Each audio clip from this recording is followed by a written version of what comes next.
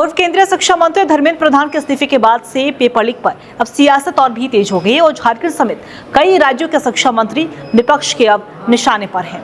नमस्कार, मैं अंकिता और आप देख रहे हैं न्यूज़ नव भारत का डिजिटल प्लेटफॉर्म। देखिए, पेपर लीक का मुद्दा अब सिर्फ परीक्षा व्यवस्था तक ही सीमित नहीं रहा है, बल्कि यह एक बड़ा राजनीतिक मुद्दा भी बन चुका है।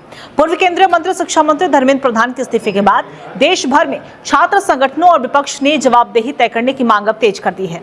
अब यही सवाल उठ रहा है कि आखिर बार बार होने वाले पेपर लीक और परीक्षा में गड़बड़ियों के लिए आखिर जिम्मेदारी किसकी तय होगी। धर्मेंद्र प्रधान के इस्तीफे के बाद छात्र संगठनों ने झारखंड हो, पंजाब, केरल और कर्नाटक समेत कई राज्यों के शिक्षा मंत्रियों से भी इस्तीफे की मांग अब शुरू कर दी है।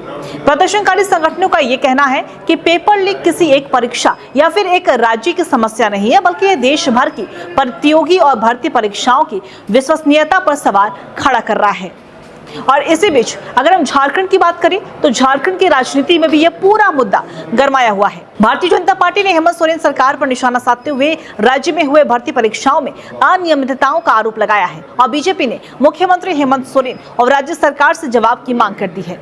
दरअसल झारखंड में आपने देखा होगा कि पिछले कुछ वर्षों में कई बड़ी परीक्षाएं विवादों में घिरी हुई नजर आई है। इनमें पेपर लीक, परीक्षा में गड़बड़ी और सुरक्षा व्यवस्था पर सवाल उठते रहे हैं। सबसे बड़ा मामला जेएसएससी सीजीएल परीक्षा 2023 का रहा है और परीक्षा के बाद प्रश्न पत्र लीक होने के आरोप लगे। मामला झारखंड हाईकोर्ट पहुंचा, जिसके बाद परीक्षा को रद्द कर दोबारा आयोजित करने का फैसला लिया गया और इस पूरे मामले की जांच सीआईडी ने की। इसके अलावा जेपीएससी संयुक्त सिविल सेवा परीक्षा में भी प्रश्न पत्र की सुरक्षा और कथित लीक को लेकर सवाल उठे और इन आरोपों की भी अभी भी जांच चल रही है। वहीं जेएसएससी उत्पाद सिपाही भर्ती परीक्षा आपको याद होगा और इसमें सॉल्वर गैंग और परीक्षा माफियाओं की भूमिका सामने आने के आरोप लगे हैं और इस मामले में अब तक कई लोगों की गिरफ्तारी भी हुई है। वहीं झारखंड बोर्ड की बात करें हम, जैक 10वीं परीक्षा भी विवादों से अछूता नहीं रहा है। हिंदी और विज्ञान विषय के प्रश्न पत्र सोशल मीडिया पर वायरल होने के बाद हंगामा मचा, जिसके बाद जांच कर परीक्षा दोबारा भी कराई गई।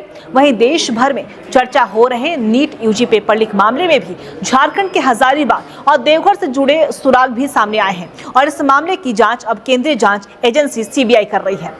वहीं अब पेपर लीक का मुद्दा केंद्र से निकलकर राज्यों की राजनीति का भी एक अहम हिस्सा भी बन चुका है। छात्र अपने भविष्य को लेकर चिंतित हैं और सरकारों से सख्त कार्रवाई की मांग कर रहे हैं। वहीं आने वाले समय में यह मुद्दा सिर्फ परीक्षा सुधार का ही नहीं, बल्कि राजनीतिक जवाबदेही का भी एक बड़ा सवाल बन सकता है।